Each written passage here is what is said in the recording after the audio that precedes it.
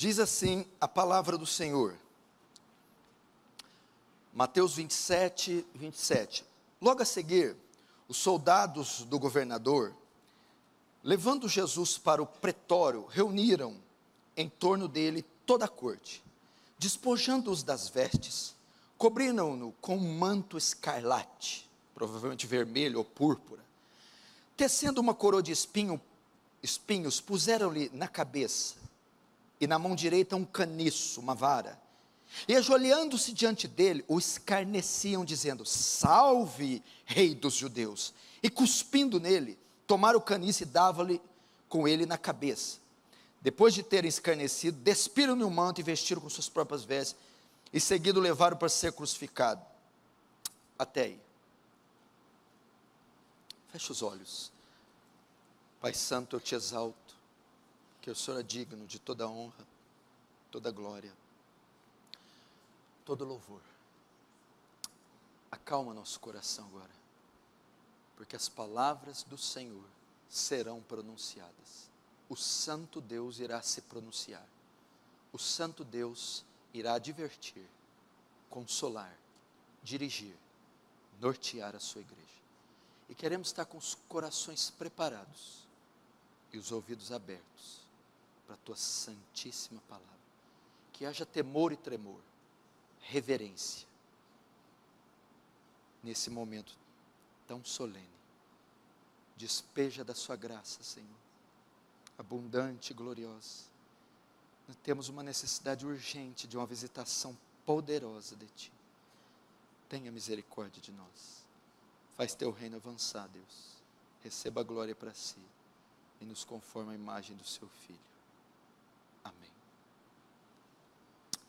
Preste muita atenção aqui no que você vai ouvir. Pela permissão do Espírito Santo, eu quero trazer uma palavra bem gloriosa para todos nós.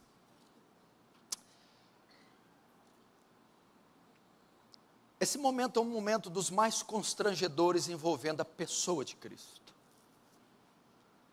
Ele vem, cumpre o seu ministério terreno, e ele é sentenciado à morte. Entregue pelos judeus, sentenciado por Pôncio Pilatos. Mas quando ele vai se dirigir a Pilatos, já tinha sido açoitado, estava predito que ele iria morrer. E o que acontece? Neste momento, antes que ele tome a cruz, ele vai ser flagelado, vai apanhar com varas, paus, e um chicote, com 7 tiras de couro, e na ponta de cada tira pedaços de dente de animal de ferro, de maneira que ao ser chicoteado, de maneira que ao apanhar com esse chicote, as crianças lá no fundo, por favor, no hall de entrada, de maneira que ao apanhar com isso, o corpo dele foi dilacerado. E no momento que ele estava ali diante de Pilatos, soldados do governador fazem o quê? Sabendo que ele estava sendo condenado pelo crime de se fazer rei dos judeus, essa era a acusação. Foi por isso que ele foi entregue a Pilatos, por se declarar rei dos judeus. Os soldados sabiam disso, o que eles fazem? Você é um rei? Vamos fazer uma coroa para você então. Eles pegam uma planta, uma espinheira e tecem, criam uma coroa de espinhos e cravam na cabeça dele. Estudiosos dizem que cada espinho era do tamanho de um dedo. Um rei não precisa só de uma coroa, precisa também do manto. Então pegaram uma túnica púrpura, escarlata, vermelha, que é comum dos reis, e cobriram ele.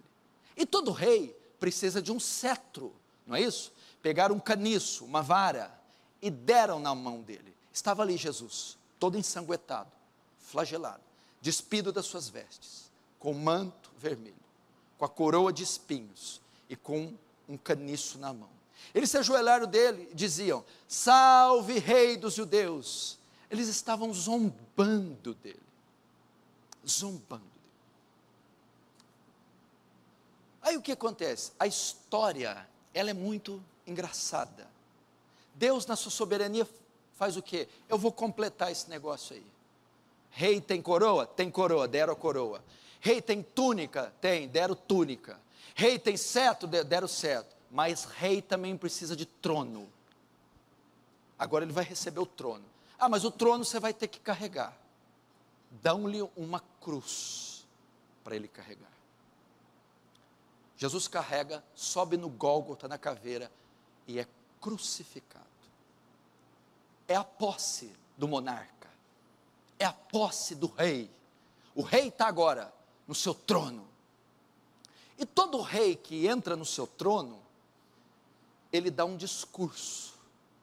Todo ministro, presidente, estadista, monarca, quando assume o poder, ele discursa.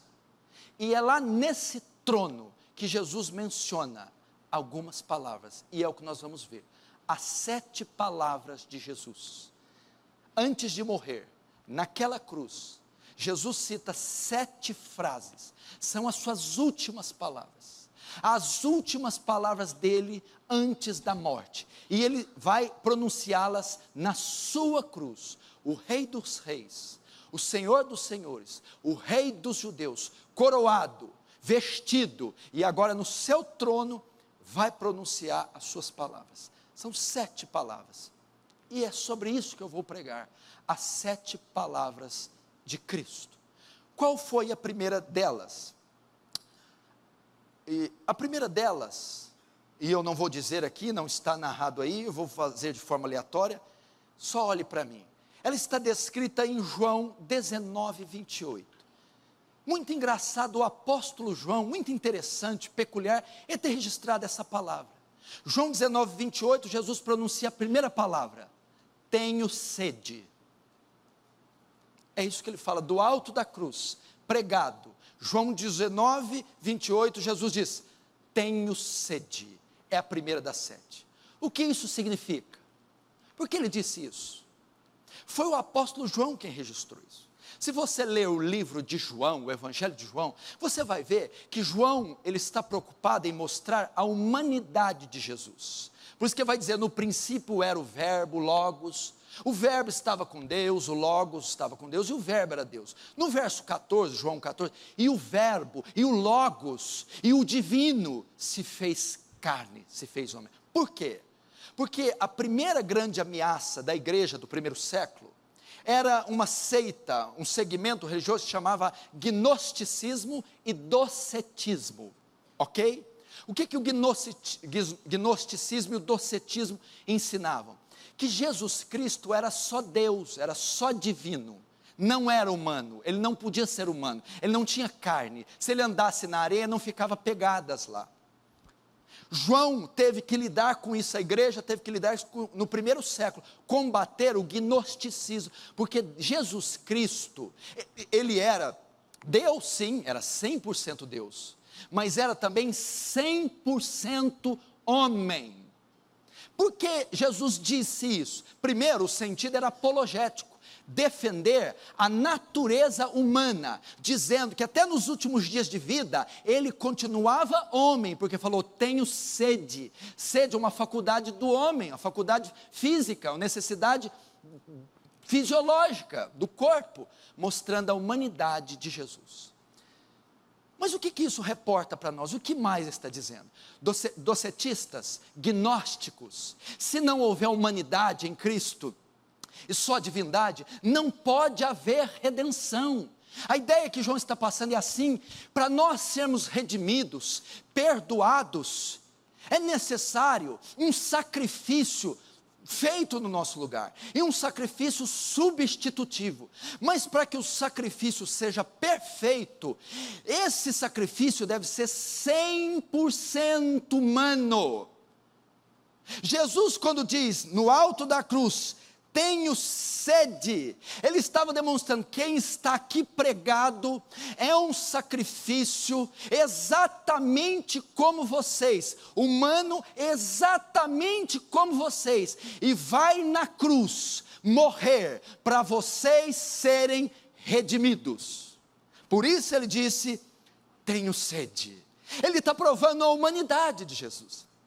A expiação só poderia se dar por um outro homem morrendo, e Jesus era 100% homem. Segunda frase que ele vai pronunciar na cruz. Agora, propiciando o sacrifício para o homem, agora há o sacrifício, há o substituto.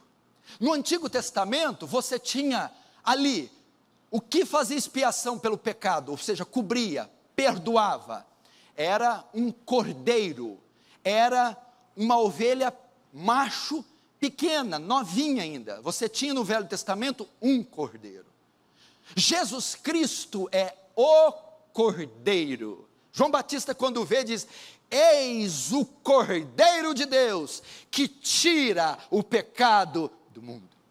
No Antigo Testamento também tinha um ritual assim, antes do cordeiro ser recebido, ser recebido por sacrifício, o sumo sacerdote punha as mãos em cima da cabeça dele, antes do sacrifício. Por quê? Transferindo o pecado de Israel para o cordeiro. Esta foi a função de Cristo. E para ser o cordeiro, ele tinha que ter sede, fome, ele tinha que sangrar, ele tinha que ser humano. Segunda frase de Jesus na cruz está registrada em Lucas 23, 34. Ele diz assim, a segunda frase do alto do seu trono. Primeiro discurso dele: tenho sede. É normal um monarca exigir algo, né? Agora eu estou tomando posse do reino, tenho sede. Segunda frase do seu discurso: Pai, perdoa-lhes os seus pecados. Ou em outra tradução, que eu gosto mais: Pai, perdoai-vos, porque eles não sabem o que fazem. Primeiro momento, essa palavra está sendo dirigida para os judeus.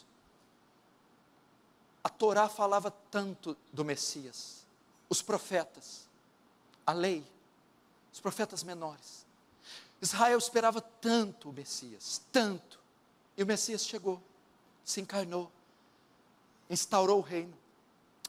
E o que aconteceu? O próprio povo desse Messias o entregou, o matou, o sacrificou. A ideia de Jesus: Pai, perdoa-os, eles estão equivocados.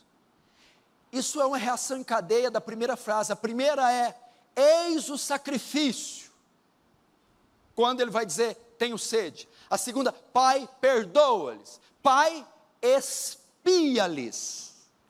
Agora que o sacrifício foi oferecido, agora que Deus se encarnou em um homem para se oferecer, primeira frase: tenho sede. A segunda: Pai, perdoa-lhes.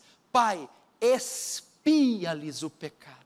O cordeiro está aqui, verta meu sangue, cubra. Agora eles podem ser perdoados, agora os pecados podem ser removidos. Lembra de Romanos 3, que fala: todos os pecados destituídos da glória de Deus estão, tendo Deus, em sua paciência, tolerado os pecados dantes cometidos. Os pecados estavam todos em uma conta, desde o sangue de Abel, desde a transgressão de Adão. Agora que o sacrifício está ali na cruz, Pai, perdoa-lhes. Pai, remove-lhes. Pai, expia-lhes o pecado. É essa que era a ideia. Agora temos um sacrifício para o perdão.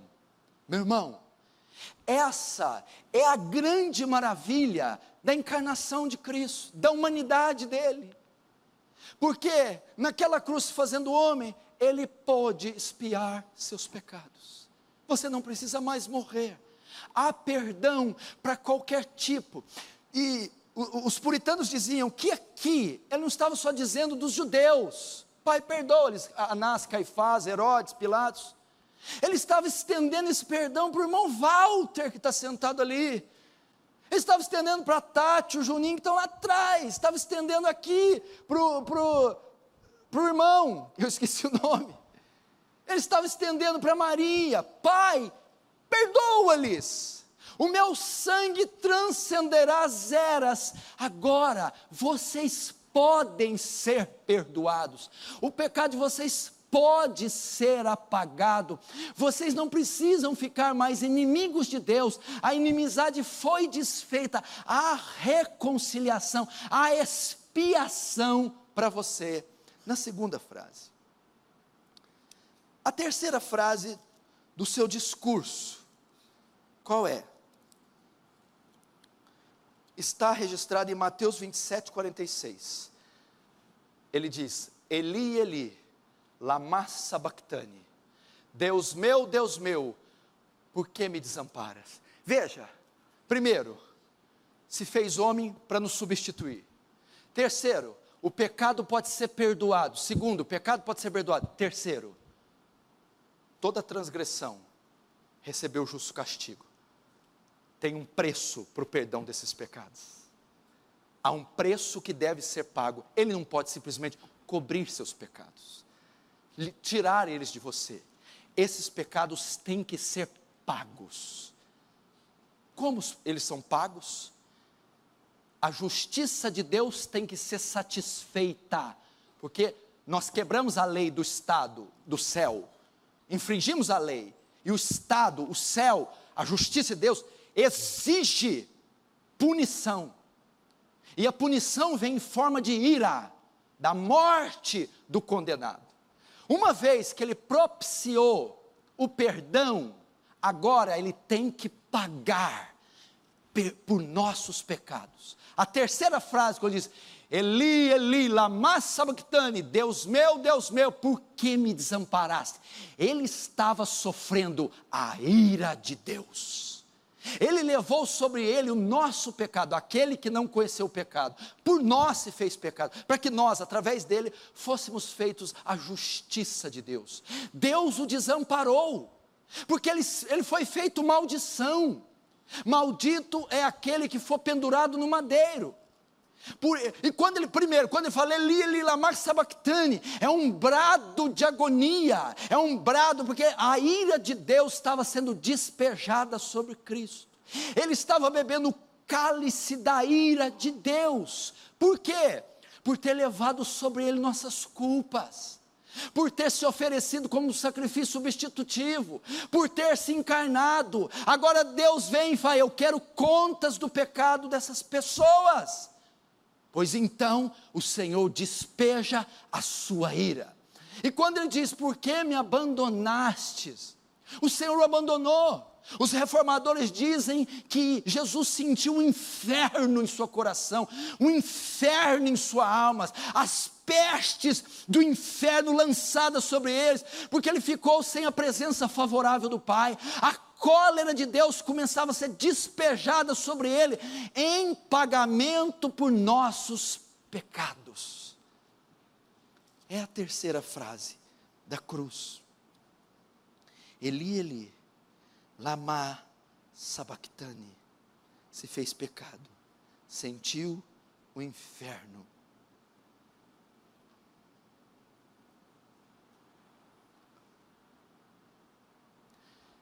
Quarta frase da cruz. Ela está descrita em João 19:30. É uma das frases mais lindas de todo o Evangelho, de toda a Escritura. A quarta frase que Jesus pronuncia do seu discurso é: está consumado. Está consumado. O que é isso? Uma vez que ele se fez carne, teve sede, para nos substituir. Nos substituindo, agora pode expiar nosso pecado. Expiando o nosso pecado, tem que pagar por isso. Paga sofrendo a violenta ira de Deus. E agora, satisfazendo a justiça de Deus, Ele pode dizer: tetelestai, está consumado, não há mais nada que pagar, toda dívida foi paga, está consumado. Você não deve mais nada a Deus, não há um pecado seu na conta de Deus, não há dívida diante de Deus, foi tudo pago. Tetelestai é a palavra grega para estar consumado. Ela tinha 3 sentidos. Primeiro, ela era usada quando um filho cumpria todos os desejos do pai. Quando o pai dava uma ordem para o filho completava, o filho chegava no pai: papai, tetelestai. Primeiro, Deus deu uma missão para o seu filho. Deus deu uma missão para ele cumprir. Cumpre o plano da redenção. Jesus pegou o plano e lá na cruz disse: papai, tetelestai, missão cumprida, resgate pago, raça humana redimida. Segunda palavra para tetelestai era de uma agência bancária, era uma dívida, era uma promissória que você tinha quanto ao banco. E quando você suava e arrumava dinheiro, você ia lá e pagava o agente bancário, ele pegava a promissória e carimbava: tetelestai, está quitada a sua dívida. Nós tínhamos uma dívida gigantesca no banco do céu, com o Senhor, uma dívida que eram os nossos pecados, impagável, uma fortuna incalculável. Tínhamos uma dívida colossal. Naquela cruz, vertendo o seu sangue, Jesus vai lá, pega a dívida que era contrária a nós, crava na cruz e escreve: tetelestai, está pago. Você não tem mais nenhuma dívida, zerou sua dívida com Deus, zerou seu pecado com Deus, não deve mais nada para Deus. A terceira palavra usada para tetelestai era quando você comprava uma propriedade, um terreno, você adquiria e suava para pagar a prestação. Quando você pagava ela, o direito de posse, o direito de herdar ela, vinha escrito: quando pagar o último centavo, tetelestai. Deus nos deu o direito de ir ao céu, de herdar a vida eterna. Quando Cristo naquela cruz brada: tetelestai, ele diz: eu adquiri uma herdade para vocês, eu adquiri um imóvel para vocês, eu adquiri uma pátria, o céu. Tetelestai. Está consumado, igreja. Primeira frase dele: tenho sede, sou homem como você, sofro como você, sinto como você, estou aqui para substituir você. Segunda frase: Pai, perdoai-os, uma vez que está aqui, Pai, expiai-os, Pai, cobri seus pecados, agora vocês podem ser perdoados. Terceira frase: Elohim, Elohim, lama sabachthani. Deus meu, por que me desamparaste? O que é isso? A ira que era para ser despejada sobre você. Pecador, vai, satisfaça a justiça de Deus. Pecador, dê conta dos seus pecados. Na cruz, Jesus dizendo: não, eu sofro a ira, eu satisfaço a justiça, eu pago a sua dívida. Tendo pago a quarta frase, tetelestai, está consumado. E agora nenhuma condenação há mais para os que estão em Cristo Jesus. Quem tentará acusação contra os escolhidos de Deus? É Deus quem os justifica. E quem os condenará? Pois foi Cristo que morreu, ressuscitou, subiu aos céus e está sentado à destra do Pai. Já não há condenação para aqueles que estão em Cristo Jesus. Quarta frase, quinta frase do discurso memorável de Jesus.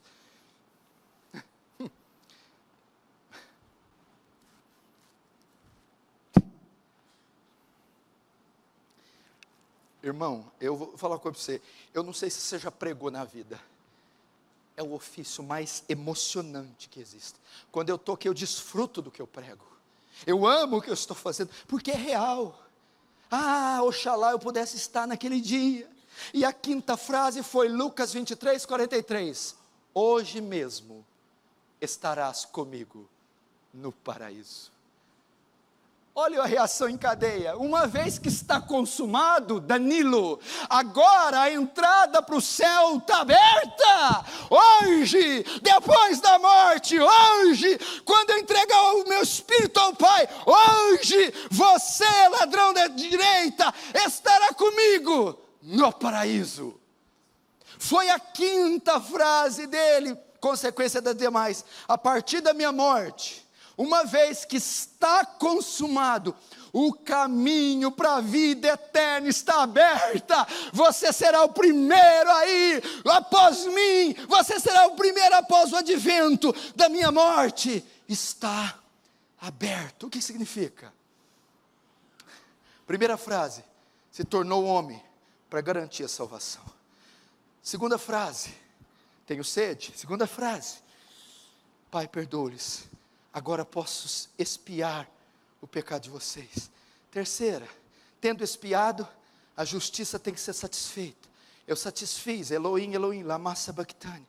Quarta, a justiça sendo feita, finish, consumado. Quinta, estando consumado, imagina aqui a cena, Jesus pregado, e o outro falando impropérios para Jesus, o da direita, Jesus no meio, um da esquerda ou direita, o da direita, de repente, no da direita, uma luz divina vem sobre ele,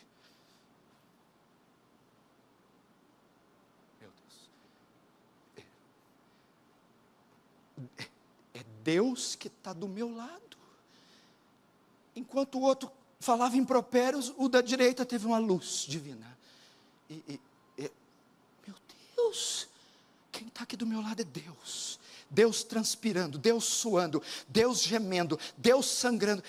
É Deus, Senhor, Kyrios, ele usa, palavra para Senhor, Kyrios. Lembra-te de mim quando entrares no teu reino. Como é que o homem ensanguentado, nu, com a coroa na cabeça, vai ter algum reino? Mas o ladrão da direita foi iluminado por Deus, ouviu todas as falas de Jesus, está consumado, e o ladrão, então se está consumado, me deixe entrar. Jesus, pois não, em verdade te digo, hoje, depois que eu fechar meus olhos, hoje, depois que José de Arimateia pegar meu corpo, hoje, depois que embalsamar-me, tu estarás no paraíso. Qual que a quinta frase de Jesus implica? Salvação garantida.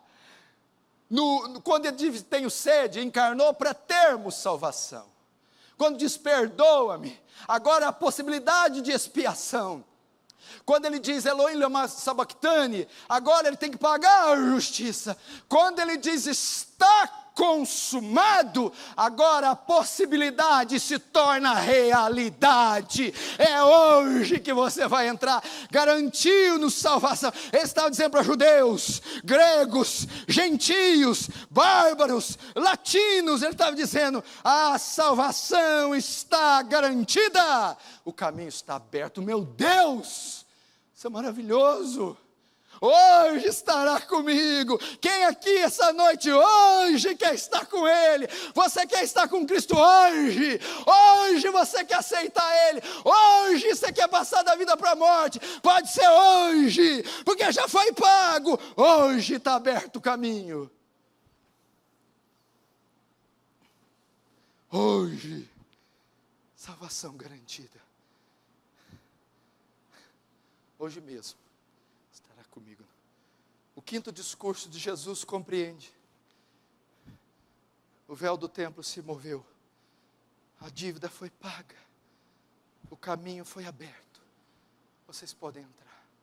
Isso não maravilha vocês? Isso não maravilha vocês? Eu sou tomado de êxtase, de euforia. Hoje, meu irmão, hoje morto, esfarrapado, todo estilhaçado, rasgado, sangrando. O doador da vida concedeu vida. O doador da salvação salvou. E lá naquela cruz, o seu quinto discurso consiste em dizer: a salvação está garantida. Isso é maravilhoso. Sexta frase do seu discurso está registrada em João 19, 26, 27. Mulher, eis aí o teu filho. Homem, filho, eis aí a tua mãe. A primeira interpretação é muito simples. José, pai de Jesus, marido de Maria, tinha morrido. Ela não tinha ninguém. Os filhos dela, irmãos de Jesus, não tinham aceitado ela, estava só. O Senhor estava cuidando dela. Cuide dela, guarde ela. A Igreja Católica Romana usa esse texto para dizer que Jesus estava entregando a igreja dele a Maria, quando fala, filho, eis aí a tua mãe, dizendo que João, como membro da igreja, estaria aos cuidados da mãe, ou seja, Jesus entregou o cuidado da igreja a Maria. Blasfêmia, heresia. Não, ele estava apenas pedindo para cuidar dela. Qual que é a ideia dele aqui? Está consumado. Ele vai subir aos céus. E prometeu voltar outra vez. Ele está dizendo sobre a unidade da igreja. Enquanto eu for, até que eu volte, cuidai uns dos outros, sejais unidos em um mesmo pensamento. Ó, quão bom e agradável é que os irmãos vivam em união. Meu irmão, a Bíblia diz que ele derrubou o muro de separação e dos dois povos fez um. Meu irmão, o sangue de Jesus veio unir judeus e gentios, vem ligar membro em membro, e forma um corpo sólido, que é a igreja de Cristo. Então, cuidai uns dos outros. É a unidade da igreja, selada pelo sangue, nos laços do Calvário que nos unem.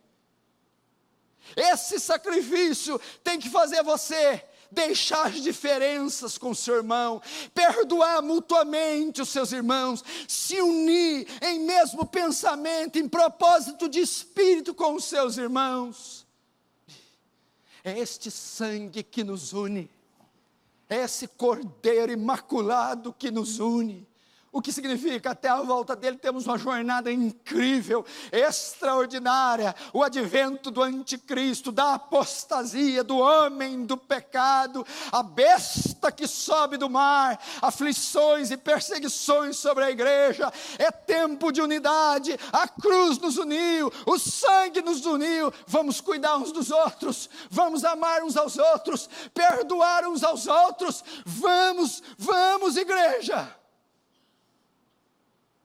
Essa foi a direção do Senhor, formar a igreja.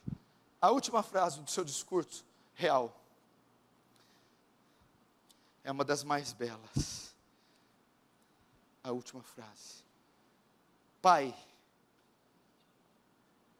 em tuas mãos entrego o meu espírito. Tendo dito isso, Jesus expirou. Está em Lucas 23, 46. É uma citação do Salmo 31, 5. Pai, em tuas mãos eu entrego o meu espírito. A primeira coisa que ele está dizendo aqui, a ideia é, foi um sacrifício voluntário. Jesus não foi vencido na cruz, Jesus não perdeu uma batalha, Jesus não foi derrotado na cruz. Ele estava parafraseando João 10, 17. Por isso, o Pai me ama, porque eu dou a minha vida para reassumir. Ninguém a tira de mim, pelo contrário, eu espontaneamente a dou. Tenho poder para entregar e também tenho poder para reavê-la. Este mandamento recebi do Pai. Foi um sacrifício voluntário. O que ele está querendo dizer aqui? Ele está querendo dizer aqui, porque Deus amou o mundo de tal maneira, que deu o seu Filho unigênito, para que todo aquele que nele crê não pereça, mas tenha a vida eterna. Qual que é a ideia? Foi por amor. Eu me entreguei, eu me rendi. Foi por amor. Ele sela a última confissão, o último brado, dizendo, foi por amor. Eu me entreguei. Foi voluntário. Eu me doei. Ninguém tem maior amor que esse, de dar a sua vida pelos seus amigos. Nisto prova Deus o seu muito amor para conosco, tendo enviado Cristo para morrer por nós, sendo nós ainda pecadores. Porque o amor de Cristo nos constrange. Oh, igreja, Pai, em tuas mãos eu entrego o meu espírito. Você não fica chocado? Ele falou isso por você. Eu entrego, eu me dou. Ninguém pode tirar a vida de mim. Eu a dou. E tenho poder para isso, para dar e para reavê-la. Aleluia! Oh, a glória a Deus! Foi por amor. Mas tem um outro significado, quando diz: Pai, na tua mão entrego o meu espírito. Jesus está dizendo: eu não vou morrer, eu não vou ficar em uma tumba, eu não descerei à mansão dos mortos, ou Hades, ou Guiena, o inferno, como alguns dizem. Nas tuas mãos eu estarei hoje no paraíso, hoje serei assunto aos céus, hoje estarei lá. A ideia é o quê? Que ele está abrindo o caminho para dizer: todos que me seguirem, o final da nossa vida não é uma tumba gelada, não é um túmulo frio, mas é encontrar com o Senhor nos céus e nos ares, é estar com Ele em um piscar de olhos.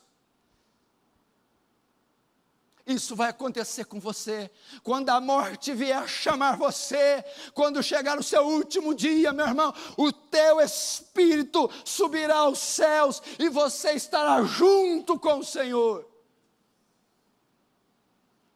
Tenho sede, me encarnei, o sacrifício substitutivo, perfeito,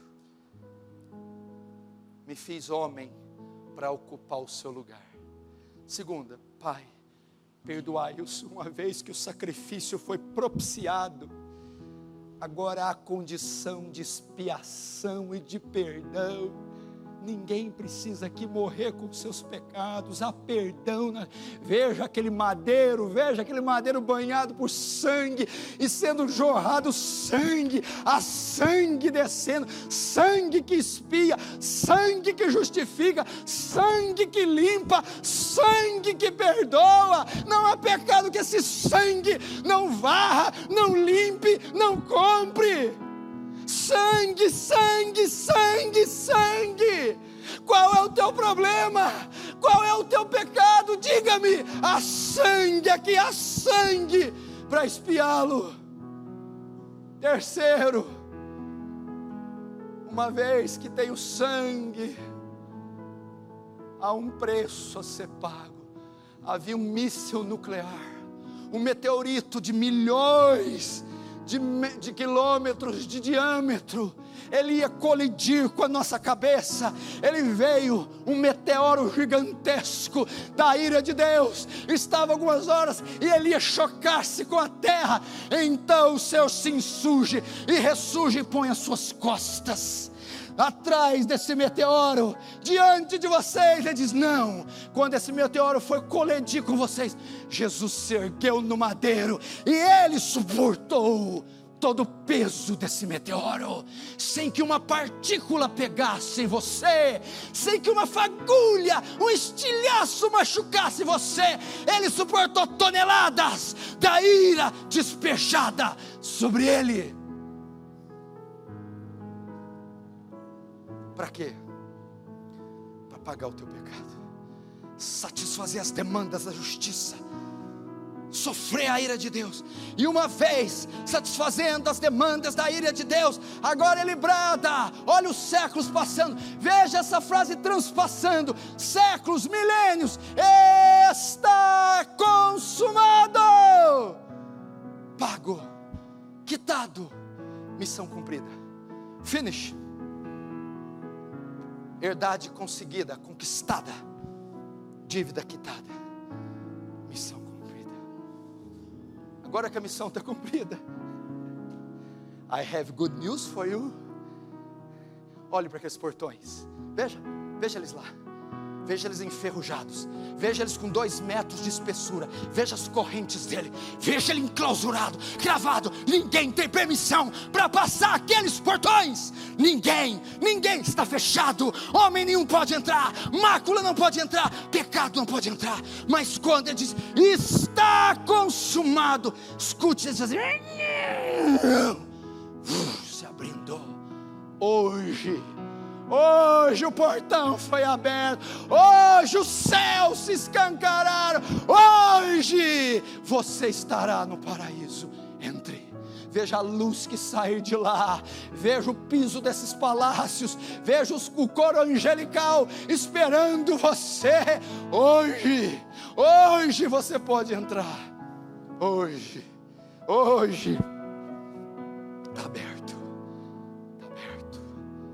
Então você vai ouvir aquele coro, pela primeira vez vai se cumprir: levantai, ó portas, as vossas cabeças, levantai, ó entradas internas, que entrará o Rei da Glória. O povo que está lá de dentro, quem ousou abrir esses portões? Quem ousa entrar aqui dentro? Nenhum humano jamais pisou aqui, nenhum corpo entrou aqui, só vive seres espirituais, angelicais. Então novamente o coro repete: levantai, ó portas, as vossas cabeças, levantai, ó entradas eternas. E eles perguntam novamente: que entrará o Rei da Glória? Quem é esse Rei da Glória? Então, o Cristo vitorioso, ressuscitado, glorioso, vem com o ladrão, e ele passa pelos portões. Então outro responde: o Senhor poderoso, forte nas batalhas, ele é o Rei da Glória. Ele entra hoje estará comigo no paraíso. Tendo dito isso, agora que eu posso estar hoje,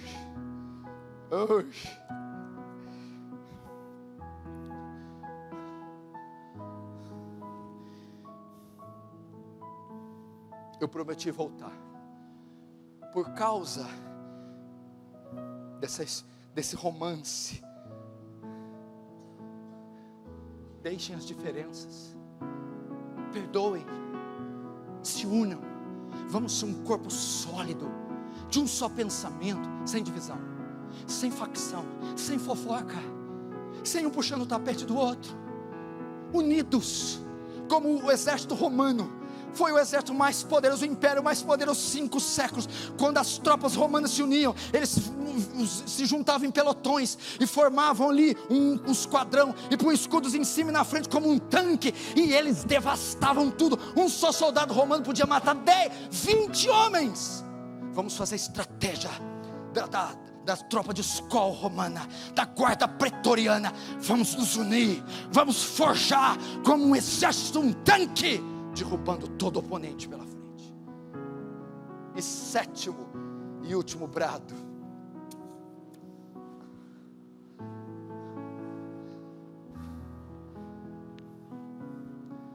tendo feito isso, Senhor, pode me recolher nas tuas mãos, entrega o meu espírito.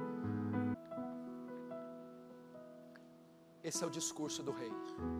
Agora sabe para quem que ele discursou? Todo rei discursa para um povo, para o seu reino, para o seu povo. Esse discurso foi para você. Esse discurso é para a igreja, é para aqueles que ele redimiu, é para você, para dizer: não temas, ó pequeno rebanho, foi do agrado do Pai lhes entregar o reino, vocês são súditos desse reino, e em breve vocês reinarão com ele para sempre nas alturas. Essa é a grande promessa. Amém? Só quem está feliz e alegre. Vamos orar, curva a sua cabeça.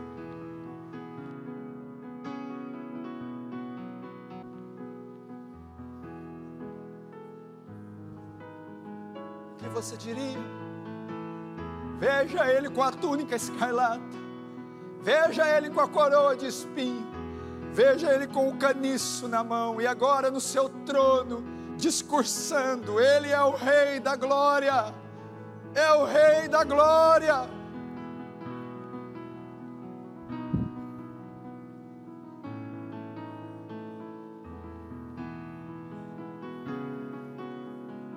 Ele é o Rei da Glória, Ele é o Rei. Fale com lágrimas, não seja tímido, expresse o seu amor por Ele, diga: eu te amo, Jesus, eu te amo, Jesus. Declare o seu amor, declare sua gratidão, curve-se aos seus pés. O Senhor é magnífico, o Senhor é maravilhoso. Oh Jesus, oh lindo Jesus, lindo Jesus, lindo Jesus, lindo Jesus, lindo, lindo, lindo.